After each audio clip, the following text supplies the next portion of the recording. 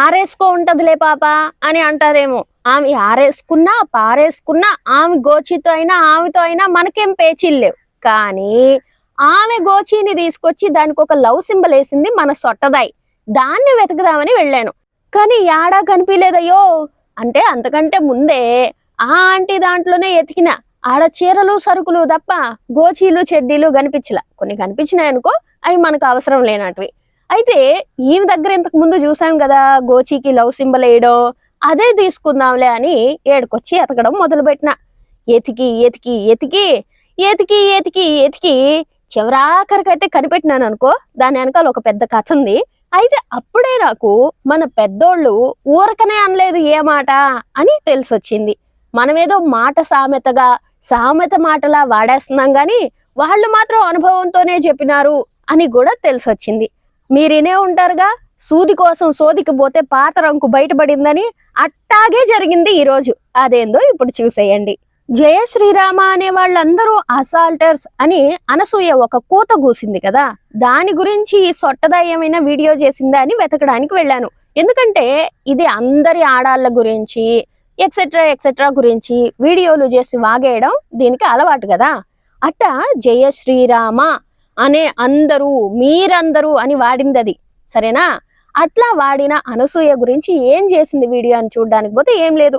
సరే గోచి వెతకదామని పోతే ఇక్కడ చూసారా, ఒరే అన్వేషు నీకు చెప్పు దెబ్బలే అంటుంది. ఎప్పుడు? గతంలో. అదే రీసెంట్ గా స్క్రీన్ షాట్ చేస్తే ఆ వీడియో ఈ ఛానల్లో కనిపించట్లేదు. సరే మరొక వీడియోకి వెళదాం అని చూస్తే, ఓ సనాతన ట్రావెలర్ ఎగస్ట్రాలు చేసే ముందు మ్యాటర్ తెలుసుకో అని ఉండదు ఎడమ చేతి వైపు. అదే కుడి చేతి వైపు సనాతన ట్రావెలర్ ఎగిరిపోయి ఉన్నాడు. మరి ఎందుకు ఇట్టా చేసిందంటారు? ఇవన్నీ కూడా సూది కోసం సోదికిపోతే పాత రంకు బయటపడ్డట్టే అనిపిస్తున్నాయి కదా. ఇంకా ఇలాంటివి కొన్ని చూద్దాము. ఒరే అబ్బాయి అన్వేషు మూసు కూర్చో, అక్క గోచీలకి బ్రాండ్ అంబాసిడర్ వీడు అని ఆమె గోచీకి లవ్ సింబల్ వేసుండాది. కానీ ఇటు కుడి చేతి వారు చూస్తే అయ్యేం లేవయ్యా. పైనుండే 2 వీడియోలు అట్నే ఉన్నాయి, కానీ ఆ మధ్యలో ఉన్న 2 వీడియోలు లేవు. మళ్ళీ కింద వైకుంఠ ఏకాదశి అని ఉంది చూడండి, అక్కడి నుంచి మళ్ళీ కంటిన్యూ అయిపోయిండాయి. ఇంకా ఇక్కడ కుడి చేతి వారు చూడండి, పైన సరుకు చూపించొచ్చు గాని అని అనసూయ బికిని ఫోటో పెట్టుండది. కానీ ఇటు ఎడం చేతి వారు చూస్తే అది లేదు, అది పోయిండది. మీషో అనే దాని మీద అప్పుడేమో సరుకు చూపించొచ్చు అనే వీడియో కనిపించింది, ప్రస్తుతానికి ఆ వీడియో కనిపించడం లేదు. అదే మాదిరిగా కుడి చేతి వారిని చూడండి, గుడిలో ఏమిటండి ఈ వేషాలు కలికాలం కాకపోతే అని పెట్టుండే వీడియో ఇటు ఎడం చేతి వారు చూస్తా ఉంటే కనిపించడంలే. దాని కింద ఉండే పగలు రాత్రి వీడియో సముద్రం దగ్గర కొట్టుకొచ్చేసింది, కానీ ఈ గుడిలో ఏమిటండి ఈ వేషాలు తీసేసింది. మరి ఏమైందో ఏమో. ఇట్ట ఎట్టకేలకు మన దగ్గర ఎప్పుడెప్పుడు ఫోటోలు కూడా అట్టే ఉండిపోయినాయి కదా, ఎందుకు ఉంటాయి అని అంటారేమో. బద్ధకం అండి డిలీట్ చేయడానికి. అవి అలా ఉండిపోతాయి, మనకు ఎప్పుడైతే ఇలా అవసరం అవుతాయో అప్పుడు కంటబడతాయి. ఫైనల్ గా గోచి దొరికినందుకు సంతోషం. ఇక వీడియో మొదలు పెడదామా? అసలు సిగ్గుందో లేదో తుమ్మింది. అసలు ఈ అనసూయ గురించి పట్టించుకోకపోదును, కానీ సొట్టదాయి ఈ అసూయ రెండు కూడా అక్క చెల్లెళ్ళు లాంటోళ్ళు. వీళ్ళు చేసే పని కూడా ఒకే రకంగా అనిపించింది. దానికోసం మాట్లాడదాం అనుకున్నా. సరే మనం ఏమనుకున్నాం, జయ శ్రీరామ అనింది, మళ్ళా జయ శ్రీరామ అనేటోళ్ళలో నేనే ముందుంటాను అనింది, ఇంకా ఈ గాజులు బొట్టు తీసేసిన దాని గురించి, ఈ 3 విషయాల గురించి మాట్లాడదాం అనుకున్నా. సరే అని దీని ప్రొఫైల్ ఓపెన్ చేయగానే అనసూయ తుమ్మింది, అనసూయ పిత్తింది అని ఒక వీడియో చేసింది. ఏందంటే ఇది ఏమైనా చేయొచ్చు, దీనికి ఎవడైనా కౌంటర్ చేశారనుకో, నేను తుమ్మినా పట్టించుకుంటున్నారు, నేను ఆవిలించినా పట్టించుకుంటున్నారు, నేను పిత్తినా కూడా పట్టించుకుంటున్నారు, వీళ్ళకి ఇదే పని, ఇంకేం పని లేదు అని ఇట్లా తిరిగి అనడం. అలా అనేసి ఏదో చేసేసాను అని సాధించేసినట్టుగా దాంట్లో అదే నవ్వుకొని మురిసిపోవడం, ఈ సైకో లక్షణాలన్నీ కూడా మనము సొట్టదాయిలో చూసాం. అవే ఇందులో కూడా కనిపించినాయి. ఓ అసూయ ఆంటీ, నీ ఇంట్లో నువ్వు తుమ్మినా దగ్గినా పిత్తినా, నువ్వు బడబడా పిత్తినా, గబ్బొచ్చేలా పిత్తినా, సైలెంట్ గా పిత్తినా, నువ్వు ఎట్లా పిత్తినా ఏ ఒక్కడు కూడా పట్టించుకోడు. నీ పిత్తులు అవసరం లేదు, నీ తుమ్ములు అవసరం లేదు. ఏదో 4 సినిమాల్లో గుడ్లిప్పి ఇంకొక 10 సినిమాల్లో ఇంకొకలాగా నటించినంత మాత్రాన నువ్వు మనిషివి కాకుండా పోవు, నీకు పిత్తులు రాకుండా పోవు. నువ్వు పిత్తతావు, నువ్వు తుమ్ముతావు. కాబట్టి అదేం మాకు పెద్ద గొప్ప విషయం కాదు. అది అబ్బో పిత్తేసిందిరా అని పెద్ద పెద్ద వీడియోలు చేయాల్సిన అవసరాలు మాకు లేవు. కానీ నువ్వు మనిషివే అని నువ్వు గుర్తుపెట్టుకోకుండా నువ్వేదో పెద్ద ఓడబొడిచిన దానిలాగా జై శ్రీరామ్ అనేటోళ్ళందరూ అసాల్టర్స్ ఇలాంటి మాటలు అన్నావు అనుకో అప్పుడు పిర్రలు రెండిటి మీద పెద్ద పెద్ద అచ్చుల అద్ది పంపిస్తారు. అసలు ఇంతకీ నువ్వేమన్నావు? జై శ్రీరామ్ అన్నంత మాత్రాన నీకు తెలిసినట్టు విలువలున్నట్టు కానీ కాదు. మీరందరూ ముసుగులో ఉన్న అసాల్టర్స్. నీ పిర్రలకి ముసుగేసుకోవడం రాదు నీకు? నువ్వా ముసుగుల గురించి మాట్లాడేది? సరే పోని, నీ పిర్రలు నీ గోచి నీ ఇష్టం, నువ్వు ముసుగేసుకో, ముసుగు తీసుకో, ఎవడో అడగడు. ఇక్కడ ఏమంటున్నావు? జై శ్రీరామ్ అనేటోళ్ళకి విలువలు ఉన్నట్టు కాదా? ఒక్క నిమిషం ఆగు. జై శ్రీరామ్ అనే వాళ్ళందరూ అంటే నేను ఫస్ట్ లైన్లో ఉంటా. జై శ్రీరామ్ అన్నంత మాత్రాన నీకు తెలిసినట్టు విలువలున్నట్టు కానీ కాదు. అదే పిర్రల అసూయ ఆంటీ. చూసావా, నీకు నువ్వే కౌంటర్ చేసుకుంటే అట్టే ఉంటది. నువ్వే ఫస్ట్ లైన్ లో ఉంటావంట. అలా అన్నంత మాత్రాన నీకు విలువలు ఉన్నట్టు, నీకు మేము మర్యాద ఇవ్వాల్సినట్టు కాదు. ఇప్పుడు ఆడదానికి ఆడదే ఇవ్వదు అని అంటే ఆడదా మగాడ పక్కన పెట్టండి. ఆడ మగ సమానం అనే సమానవాదిని నేను కాబట్టి మగాడిని ఎట్టా తిడతాను, ఆడదాన్ని కూడా అట్టాగే మాట్లాడతా. ఆడదాన్ని స్పెషల్ గా ఏమైనా ఇవ్వాలి అని అంటే అది ఆడదిలాగా బ్రతకాలి, ఆడదిలాగా మాట్లాడాలి. కానప్పుడు మగాడితో సమానం అన్నప్పుడు మగాడు ఎట్టా దొబ్బించుకుంటాడో ఆడద కూడా అట్టే దొబ్బించుకోవాల్సి వస్తుంది. పక్కనోళ్ళు అట్టే దొబ్బుతారు. ఈ దొబ్బడం అంటే తొయ్యడం అంటయో కడప భాషలో. మీరు ఏదో అనుకోబాకండి. సరే, ఇంతకీ ఏమంటుంది? ఇది జై శ్రీరామ్ అంటదంట. జై శ్రీరామ్ అనే దీనికి విలువలు ఉన్నట్టు కాదంట, అంతా తెలిసినట్టు కాదంట. అది మనం తెలుసుకోవాలంట. తెలుసుకున్నామంటే తెలుసుకున్నాం. అట్లా ముసుగులో చేసే వాళ్ళందరూ అసాల్టర్స్ అని చెప్తున్నాను. ఇక్కడ మీరు గమనిస్తే ఈ సనాతన ధర్మం ముసుగులో అనే మాటలు మన సొట్టదాయి అనింది, అసూయ ఆంటీ అనింది. కానీ అసూయకి కొంచెం ఇంగ్లీష్ వచ్చినట్టు ఉంటది కదా, అందుకని అది అసాల్టర్స్ అనింది. మన సొట్టదాయికి అంత ఇంగ్లీష్ రాదు కదా, నిట్ అనే మనిషి కదా. కాబట్టి ఇది ఉన్మాదులు అని ఈ సనాతన ధర్మంలో ఉండే హిందువుల్నే అనడం మొదలుపెట్టింది. ఇక్కడ ఇద్దరిది పదాలు వేరు కావచ్చు కానీ వాళ్ళ మనసులో ఉన్న విషయం మాత్రం ఒకటే అని అర్థమవుతుంది. అవునా కాదా? ఇదే విషయం కాదు, ఇంకొక విషయం కూడా వీళ్ళకి కలుస్తుంది. అదేంటంటే కాకముందు మన అమ్మమ్మలు మనకి ఇంట్రడ్యూస్ చేసినాయి. ఏంది మే అసూయ ఆంటీ, మీ అమ్మమ్మ ఇంట్రడ్యూస్ చేసినారా? నీకు బికినీలు వేసుకోవడమా? వేసుకుంటే వేసుకున్నావు గానీ మా ఊరోళ్ళకి కనపడబాక. యో ఇనేవాళ్ళు చెవులు మూసుకోండి. ఇలాంటివి చూస్తే మా ఊళ్ళో ఏమంటారు తెలుసా? దీని గొద్దలేంద్ర నాయన ఇంతుండయా అని అంటారు.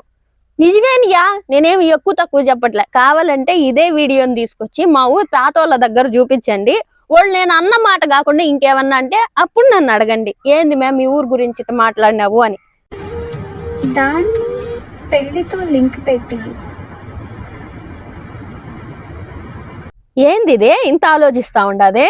అవునులే, ఇంతకు ముందైతే ఆలోచించకుండా మాట్లాడేసేది. ఇప్పుడు ఏది మాట్లాడినా చెప్పు దెబ్బలు పడుతున్నాయని తెలిసి వచ్చింది కదా, అందుకని ఎట్టా కక్కాల విషయం అని ఆలోచించి కక్కతా ఉండదు. కక్కు అనుకుంటే చేసేది. How are they linking it to husband and isn't it? మొగుడుతోనే ఎందుకు లింక్ చేస్తారంటే, ఇప్పుడు ఈ మెట్లు నువ్వేసుకోలేదులే కానీ మెట్లు, తాలి, పాపిట్లో బొట్టు ఇలాంటివన్నీ మొగుడుతో లింక్ అయ్యే వస్తాయి. అందుకని మొగుడు పోయినాక ఆడ వరకు తీసేస్తా ఉంటారు. అయితే నీలాంటి కొంతమంది అహంకారము, అసూయ ఎక్సెట్రా ఉండేవాళ్ళు, నువ్వు చెప్పిందే నిజమని జనాలు నమ్మాలని ఫీల్ అయిపోతా ఉంటావే, ఇలాంటి కొంతమంది హిందువులు వాళ్లకున్న మిడిమిడి జ్ఞానంతో కాదు మొగుడు పోతే ఇలా చేయాలా, ఇలాగే చేయాలా, ఎప్పటికీ ఇంతే చేయాలా అనేసి మాట్లాడుతూ ఉంటారు. అంటే మీ పైత్యం మా అందరి మీద రుద్దడం అన్నమాట. జై శ్రీరామ్ అనే మీరందరూ ఐ ఆమ్ టెల్లింగ్ దట్ అంట నువ్వు కూసావు చూడు, అట్ట ఎప్పటి వరకు చేయాలి, అసలు ఎందుకు చేయాలి, ఇవన్నీ పక్కన పెట్టేసి అందరూ చెయ్యాలి అనేసి వాళ్ళ కడుపులో ఉన్న విషయం అందరి మీద కక్కతా ఉంటారు. అట్టా కక్కిన విషమే ఆడోళ్ళ నెత్తిన ఇట్టా చుట్టుకునింది. కాబట్టి ఇక్కడ ప్రాబ్లము హిందువుల్లో రాసిన పుస్తకాలతో కాదు, నీలాగా సగం జ్ఞానంతో, పూర్తి అహంకారంతో, నా మాటే నిజమని జనాలందరూ నమ్మాలి అని ఇట్లా చేస్తూ ఉంటారు చూడు, వీళ్లతో. Personal choice. నువ్వు బికినీ వేసుకునే కాలంలో ఉండవా, ఆకులు కట్టుకునే కాలంలో ఉండవా? కాలం మారి, పద్ధతులు మారి చాలా రోజులైనాయి. ఈ ప్రశ్నలు నువ్వు నేను ఈ రోజుల్లో అడిగినట్టు కాదు. మనకంటే ముందు సనాతన ధర్మంలో పుట్టిన స్త్రీలు ఎంతో మంది వీటిని వ్యతిరేకించారు, వాటి గురించి ఒక వివరణ కూడా ఇచ్చారు. అలా ఎంతో మంది చేయడం వల్లే ఈ రోజు నువ్వు ఇట్లాగా నీ ఫలాలని బయట పెట్టుకుంటా వీడియోలు చేసుకుంటా ఉండవు. కానీ ఎవడు అడగటంలే, ఎందుకంటే అది నీ పర్సనల్ చాయిస్ అంటే అటుంటది.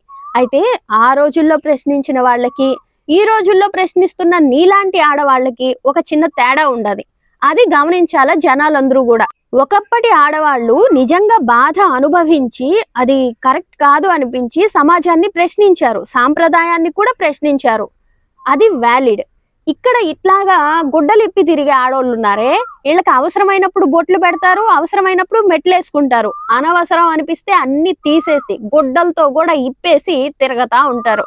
వీళ్ళు మళ్ళా అవతల వాళ్ళని టార్గెట్ చేయాలన్నా, అవతల వాళ్ళని పాయింట్ అవుట్ చేయాలన్నా అప్పుడు ఇలాంటి పాయింట్స్ పట్టుకొచ్చి నటిస్తారు. ఇప్పుడు ఇది వీడియోలో నటించింది కదా అట్ట. ఇది ఎవరికి వ్యతిరేకంగా కూడా మాట్లాడట్లేదు. అలా మాట్లాడే అర్హత నీకు లేదు, అది నువ్వు గుర్తుపెట్టుకోవాలా. నువ్వేమో మొగుడున్న పతివ్రతలాగా బ్రతికి మొండమోపి వేషాలు వేయకుండా మంచిగా ఉండుంటావు అనుకో, బొట్టు గాజులు తళతళ మిళమిళ. అప్పుడు ఇట్లాగా ఒక్కసారిగా భర్త పోగానే ఇంత వైధవ్యాన్ని అనుభవించడం అంటే చాలా బాధగా ఉంది, ఏందిది ఇట్లా అని మాట్లాడితే అయ్యో అవును కదా అది ఇది అని అంటారు. నీకు ప్రశ్నించడానికి ఒక హక్కు ఉంటది. అట్టా కాకుండా మొగుడు ఉండగానే ముండేసాలేసే నీకు, నీలాంటి ఆడోళ్ళకి ఇలాంటి వాటిని ప్రశ్నించే హక్కు లేదనే అర్థం. ఇంతకీ నీకు మొగుడు ఉన్నాడా లేడా అంటే ఏం లేదులేమ్మా, ఏమి తప్పుగా అనుకోబాక. నువ్వే అన్నావు కదా మొగుడు పోతే ఇవన్నీ తీసేస్తారు అని. అట్టయితే నీకు కూడా మొగుడు పోయి ఉంటేనే కదా అన్ని తీయాలా, కాదు ఉండగానే తీసావా అని అంటే ఏంది అర్థము? ఈ కొత్త అర్థాలు ఏమన్నా ఉన్నాయా చెప్పు, వింటాం. ఇంకా ఈ పందిపిర్ర లాంటికి చాలా అంటే చాలా బాధ అనిపిస్తుంది అంట పండగలప్పుడు. ఏంటి ఈ రూల్స్ బలవంతంగా అని. అందుకే కదా మనందరం మార్పు తీసుకొస్తా ఉండాము. ఇలాంటి ఆలోచనలు నీకే కాదు నాకే కాదు చాలా మంది హిందువులకు వస్తాయి. అయితే ఎవడైతే నిజమైన హిందువో నిజమైన మనిషో బుర్రా బుద్ధి పెడతాడో వాడు ఏం చేస్తాడంటే ముందు అసలు ఏ పుస్తకాల్లో రాశారు, ఎందుకు ఇలా రాశారు అని వెతుక్కుంటాడు, చదువుకుంటాడు. దాని ఆన్సర్ తెలిస్తే ఓహో ఇదా ఇందుకా అనుకుంటారు. ఆ ఆన్సర్ తప్పైతే ప్రశ్నిస్తాడు. అంతేగాని పరాయి మతాల మాటలు వినేసి ఇది తప్పు, మీ ధర్మంలో ఇలా ఉంది, ఇలా ఎవడు చేశాడు ఇట్లా ప్రశ్నించడు. నీలాగా ఏదో చెయ్యాలనుకొని ఏదీ చెయ్యలేక ఎట్టయినా వాళ్ళని రెచ్చగొట్టాలి అని ఇలాంటి నాటకాలు వేస్తూ వీడియోలు చేస్తూ దాంట్లో ప్రశ్నలుగా ఇలాంటివి మాట్లాడినావు అనుకో, కౌంటర్లు ఇట్నే ఉంటాయి. అప్పుడు నువ్వేం చేస్తావో తెలుసా, ఇదిగో ఈ మాదిరిగా ఏడుస్తావు. ఎందుకు అని అంటే సొట్టదాయి సెడ్డికి సిగ్గులేనట్టు దీని బికినీకి కూడా బుద్ధి లేదు కాబట్టి ఈ రెండు కూడా ఆలోచించావు. ఎంతసేపు ఆవేశపడ్డమే. ఈ ఆవేశంలో ఏం చేస్తున్నావో తెలీదు. మనకంతా ఒకటే ఉంటది, ఏంటి మనల్ని ఇలా అన్నారు కాబట్టి మనం అలా అనేయాలా. అట్టా అంటే అహం సల్లారిపోతుంది, సల్లంగా నిద్ర పడుతుంది. లేదంటే వీళ్ళ మెదడులో ఒకటే పురుగు తిరగతా ఉంటది, అది ప్రశాంతంగానే ఉండనీదు. కానీ వీళ్ళు పైకి మాత్రం ప్రశాంతంగా ఉన్నట్టు, నవ్వతా ఉన్నట్టు, తుమ్మినట్టు, దగ్గినట్టు, డాన్స్ వేసినట్టు నటిస్తా ఉంటారు. వీళ్ళ కడుపులో ఆ మంట మాత్రం రగలుతానే ఉంటది. ఎందుకంటే ఈ అహం వల్లనే, ఆలోచన లేకపోవడం వల్లనే, ఆవేశం ఎక్కువైపోవడం వల్లనే. మన సొట్టదాయికి అంతే, దీనికి అంతే. కాబట్టి ఏం చేస్తాయంటే ప్రశాంతంగా ఉండలేక వీడియో ముందుకొచ్చి నటించడం మొదలు పెడతాయి. అట్ట రకరకాల నటనలు నటించేశాక ఒక మాట, ఇప్పుడు ఉన్మాదులు అని 100 సార్లు అంటది కదా సొట్టది. ఎందుకు? దాని కడుపు మంట సల్లారడానికే. అట్లాగే ఇది కూడా అసాల్టర్స్ అనేసింది, దీని కడుపు మంట సల్లారిపోయింది. తర్వాత దీనికి రావాల్సిన ఇవేవి రాలేదు, ఆ ప్రమోషన్ ఏదో ఆదిలాబాద్కి వస్తేనే కాళ్ళు ఎరగొడతామన్నారంట కదా.